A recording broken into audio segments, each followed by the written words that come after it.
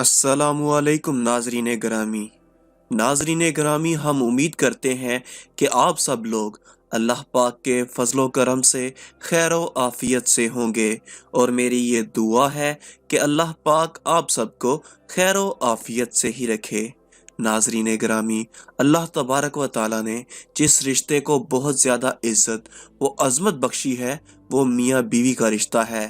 اللہ تبارک و تعالیٰ نے اس رشتے کی مضبوطی کو قائم رکھنے کے لیے میاں کو بیوی کا اور بیوی کو میاں کا ذمہ دار بنایا ہے، اور ایک دوسرے کے ایسے حقوق و فرائض بتائے ہیں کہ جن کو اگر میاں اور بیوی اپنی زندگی کا اہم حصہ بنا لیں تو یہ رشتہ ایک مضبوط ترین رشتہ بن جاتا ہے، اور خدا نخواستہ اگر کسی بھی فریق کی جانب سے ان حقوق و فرائض کا لحاظ نہ رکھا جائے تو نہ صرف مقدس رشتہ کمزور پڑ جاتا ہے بلکہ اللہ بھی ناراض ہو جاتا ہے، اور اللہ کی ناراضگی کا مطلب یہ ہے کہ دونوں جہانوں میں ناکامی، اور جو شخص دونوں جہانوں میں ناکام ہو جاتا ہے پھر وہ نہ گھر کا رہتا ہے نہ گھاٹ کا۔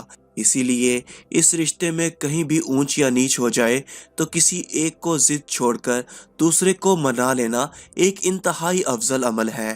اگرچہ اللہ پاک نے مرد کو عورت پر حاکم بنایا ہے، لیکن میاں کا بیوی کو منانا افضل عمل ہے، اور اگر اسے حضور کی سنت کہا جائے تو غلط نہ ہوگا، کیونکہ حدیث پاک میں آیا ہے کہ حضرت عائشہ صدیقہ رضی اللہ تعالیٰ جس برتن میں منہ لگا کر پانی نوش فرماتی تھیں، اس برتن میں اس جگہ سے اللہ کے رسول منہ لگا کر پانی نوش فرماتے تھے۔ یہ تھی حضور کی محبت اپنی زوجہ سے، اور اللہ کی قسم یہ سب ہمیں سکھانے کے لیے تھا۔ اس کے برعکس آج کی اس ویڈیو میں ہم آج کے ٹاپک سے متعلق بات کرتے چلیں کہ بیوی کے ذمہ شوہر کے کون کون سے حقوق ہیں۔ اس پر مختصر سی بات کرتے ہیں، اسی لیے ویڈیو کو مکمل دیکھیے گا اور سنیے گا تاکہ آج کی اس ویڈیو کا مقصد آپ سب احباب کو سمجھ میں آ سکے۔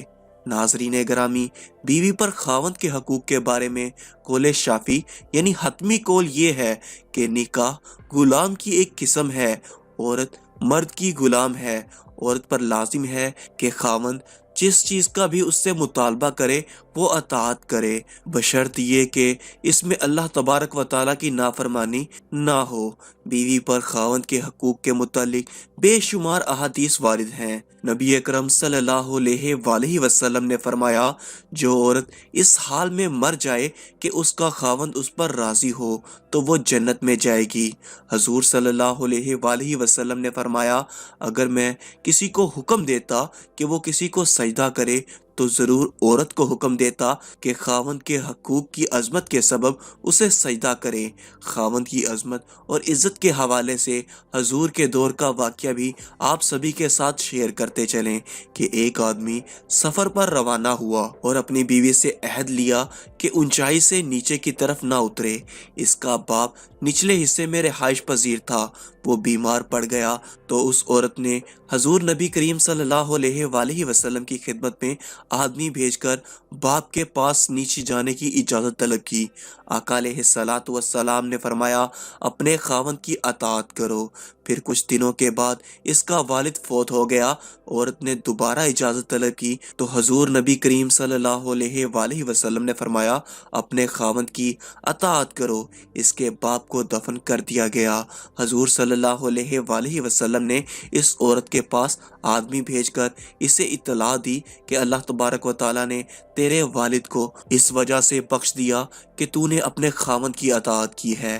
حضور صلی اللہ علیہ وآلہ وسلم نے فرمایا، اگر عورت 5 نمازیں پڑھے، رمضان کے روزے رکھے، اپنی شرمگاہ کی حفاظت کرے اور اپنے خاوند کی اطاعت کرے تو اپنے رب کی جنت میں داخل ہو جائے۔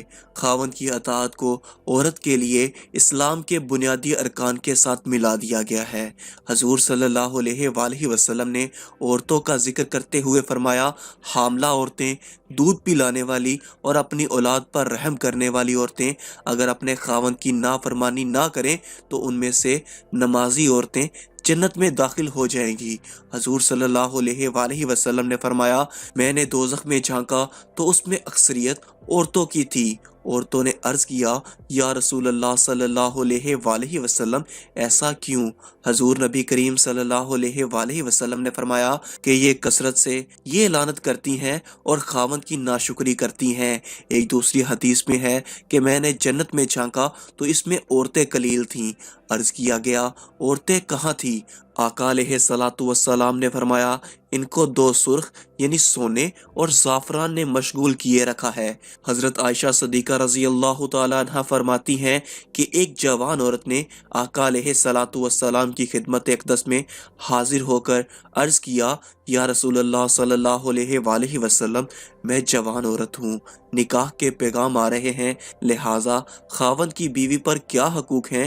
حضور صلی اللہ علیہ وآلہ وسلم نے فرمایا اگر خاوند کی چوٹی سے قدموں تک پیپ ہو اور عورت اسے چاٹتی رہے تو اس کا شکر ادا نہیں کر سکتی۔